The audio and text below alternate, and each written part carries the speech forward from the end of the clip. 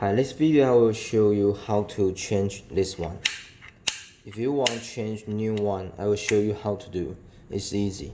First, you can pull here like this and use your finger, just hold here and let this weight be loose.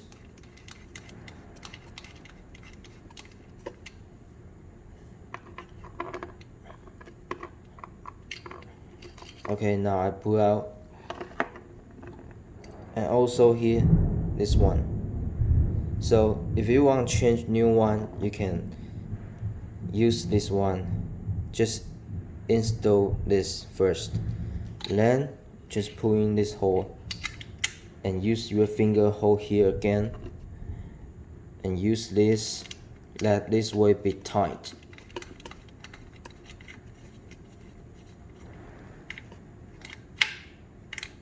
Okay, now it's finished. It's easy.